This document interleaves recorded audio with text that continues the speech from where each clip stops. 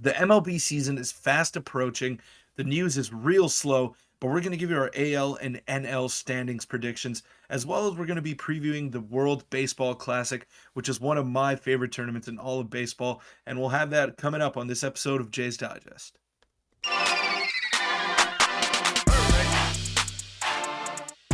What's up, Jays fans? I'm your host, Peter Vryonis, alongside host Nick Gosse.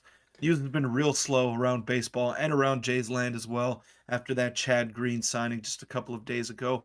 But we're going to bring you our standings predictions, which we haven't done yet, and we feel it's fitting because the season is coming close, and we're going to have a ton of new content for you guys, so stay tuned for that. But we want to thank you all for the support that we've gotten. It's been unreal, and hopefully we can keep it going as the daily streak continues. Yeah, catchers and pitchers are reporting soon, but in the meantime, like you said, it's been pretty slow, so we're still pumping out the daily content, but it's we'll do our predictions today, which are very interesting, and I want to know your guys' thoughts about our predictions and the other ones down below, because you guys have been great being interactive. Make sure to hit the subscribe button, and let's just get into the again the first topic, which is the standings prediction. So what we're gonna do is there was a tweet made by this man right here. And this is the guy who broke the Chad Green signing to the Blue Jays. And he has been right in the past about his predictions. So we're going to react to his predictions for the AL and NL and give our takes on it and our opinions and see if we disagree with him or agree with him. This is probably the easiest format to do it. So let's just get right started with the AL East. Probably the division and stuff that everyone is waiting for. He has the Yankees 1, Blue Jays 2, Rays 3, Red Sox 4, Orioles 5. Peter, what are your thoughts on this list right here for the AL East?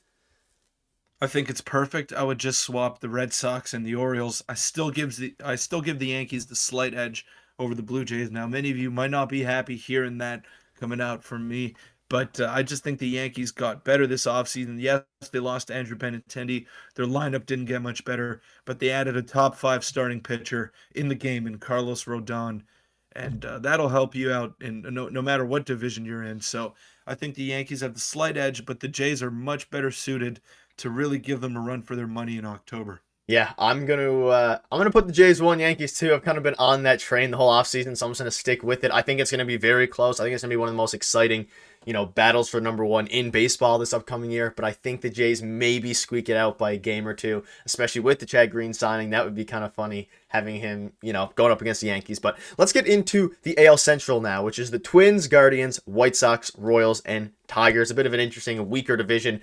Do you agree with this list right here? At the Twins at 1, Guardians 2?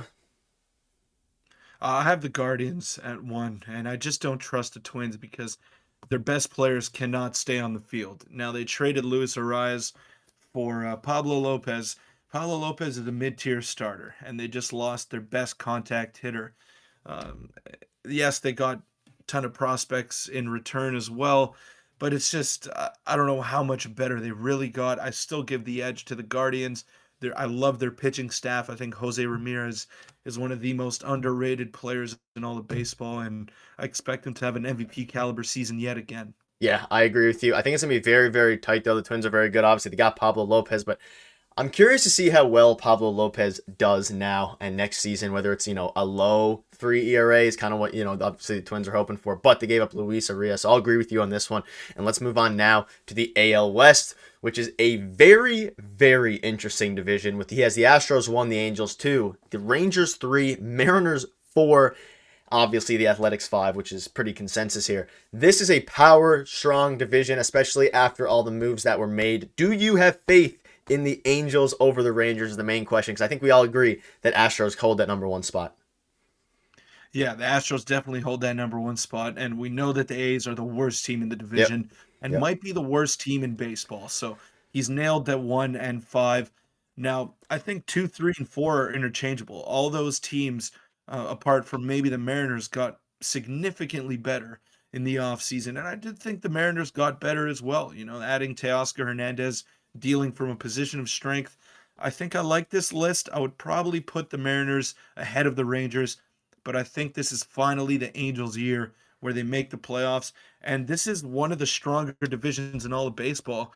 And I think those top four teams have a chance to make it into the playoffs as well. Completely agree. And this is a very, I also had the same feeling regarding the Angels. I think it is their year, though you could easily make a case that the Rangers and the Mariners could be ahead of the Angels just because of how horrible they've been recently with the talent that they've had. That being said, I don't think the Rangers are going to be as good as they, may seem on paper. I don't think it's going to gel quite well. So I'd probably put the Rangers 4, Mariners 3, Angels 2, Astros 1. This is probably the hardest division to rank. So let us know in the comments what your Yeah. thoughts are on that. But that's where I'm going to stick. And we'll go into the next one now, which is the NL East, which is also very difficult. And he is very, very low on the Mets. We have the Braves 1, Phillies 2, Mets 3, or he does, Marlins 4, Nationals 5. This one could be, a lot of controversy. This specific tweet on Twitter had a lot of people going crazy. So what are your thoughts on this? And would you have the Mets higher? Because I think I would. Yeah, I would have the Mets winning the division. You added Justin Verlander. You almost got Carlos Correa. You know, it was a big time offseason for the Mets. Yes, they lost to Grom, but they're getting a guy that you're going to basically guarantee 200 innings out of in Justin Verlander, barring any injuries. And he's just defying father time. So I think a 1-2 of Verlander and Scherzer is just unreal. I think the Mets take the division. I think the Braves finish second. And I think the Phillies finish third, but they squeak into the playoffs because Bryce Harper is missing a significant amount of time to start the year. And the Marlins and Nats, I mean, they're just dealt a terrible hand in a real tough division, specifically for the Marlins. Yeah, I agree. I like the Mets at probably 1. It's very close. Mets 1 and 2, I think should be, the consensus there. He obviously has the Phillies 2. Phillies are obviously great. I'll probably have Phillies 3, Mets 1, Braves 2. So I'd agree with you. And I can make an argument, though, for a bunch. And let us know in the comments your thoughts are on that, because that's a very, very interesting one. Let's get into the NL Central now. We have one other after this. Brewers, Cardinals, Pirates, Cubs, Reds. A bit of a boring, division here. But do you have any thoughts on this list, or do you have any strong opinions either way? Yeah. It's weird to me that he has the Cubs so low because the Cubs had a pretty good offseason. They got Bellinger, they got Dansby Swanson. Are the Pirates really better than the Cubs? I don't think so. Not yet. Maybe in a couple years when Brian Reynolds comes into his own, or if he stays there, O'Neill Cruz becomes a star. Okay, Brian Hayes. I don't think they're better yet than the Cubs. I'd put the Cubs at 3. I'd put the Cardinals at 1, and I'd put the Brewers at 2. Yeah, I agree with you. I don't know why he has the Pirates ahead of the Cubs. Maybe he expects, O'Neill Cruz and the young guys, Brian Hayes, to all just have massive leaps. But I think the Cubs, obviously, like you said, brought in some more proven talent. And I think they're going to definitely be higher than or should be higher than the Pirates. And I agree with the rest. So let's just get into the last one. We're in pretty much agreement here. The list wasn't too bad in general. It was a pretty solid list. I've seen much worse. Of course, we're going to end with the powerhouse of Dodgers, Padres, Giants, Diamondbacks, and Rockies to end off this topic.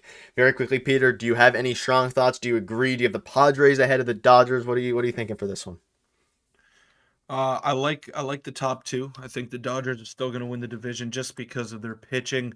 The Padres have very weak rotation apart from their top three, and you need 5 starters throughout a whole 162. I think the Diamondbacks win around 82 to 84 games, and I think they're third in the division. Corbin Carroll's going to win Rookie of the Year. He's going to have a 5+ WAR, similar to Julio Rodriguez in his rookie year, and I think the guy's just going to be special. And the Diamondbacks are coming. They're a good team. Yep, they got, of course, Gabby now as well. Obviously, they lost our show, but they have Lourdes. They made some other, solid pickups. I was going to say the exact same thing. Diamondbacks at 3, Giants 4, Rockies 5, Dodgers 1, and Padres 2. I think the Dodgers are going to win the division again, but very, very interesting, and I'm excited to see how these turn out because my predictions for the postseason before aged really, really poorly. So we'll see how these age as we get What's into the this World season. Series prediction? That's what really matters, though. What's your World Series prediction? I'm gonna go Dodgers and Blue Jays. I'm gonna be a homer. I'm gonna go Dodgers, Blue Oh, Jays. Dodgers win in 6. What's yours? okay. I'm gonna go. Oof, this is tough. This is real tough. I'm gonna go Yankees, and I'm gonna go Padres. I like it. I like it a lot. Let us know yours in the comment section as well, and what your World Series prediction is. But let's get into the second topic now. Blue Jays lose in 6 is my World Series prediction. But let's quickly get into the World Baseball Classic for a minute here before we get into the final topic and wrap it up.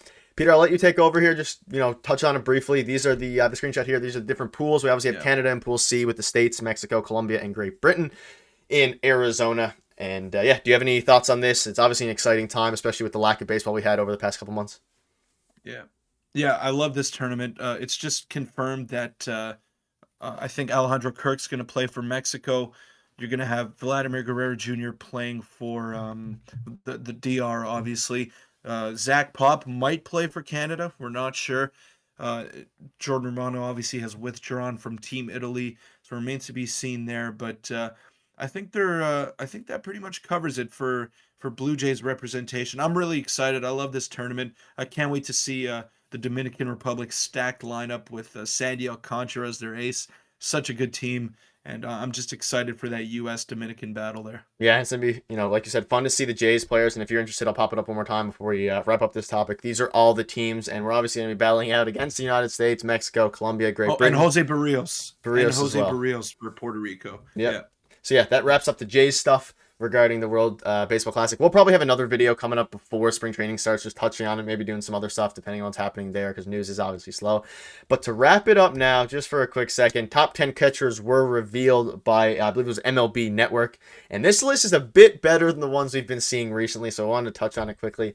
They have Real Muto 1, Smith 2, Rushman, Murphy. They have Kirk at 6, and they have Danny Jansen at 9. So a list that finally includes 2 catchers. I know a couple of them haven't.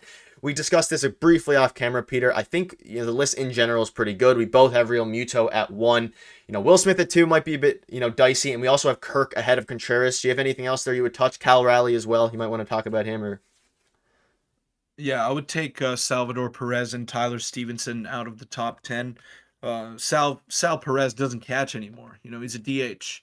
And the Royals have MJ Melendez, who does the majority of catching. Maybe Sal Perez will catch every now and then, but very rarely. And Tyler Stevenson can't stay on the field. He's always hurt. So I would put in Lou Trevino on Jose Trevino, sorry. And I would also put in Cal Raleigh. So if you pop up the list one more time, Nick, my 10 would be JT Realmuto at 1, Adley Rutschman at 2, Sean Murphy at 3. I'd put Will Smith at 4, Kirk at 5, Wilson Contreras at 6, Darno is fine at 7. I'd put Danny Jansen. Actually, no, I'd put Cal Raleigh at 8. I'll keep Danny Jansen there. And 10. Trevino.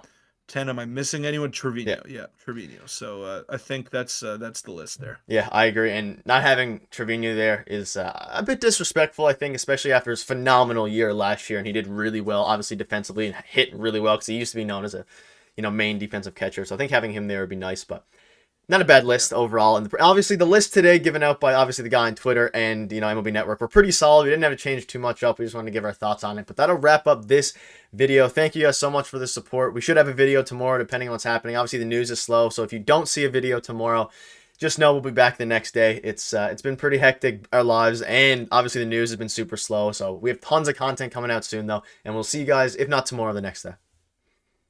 Thanks.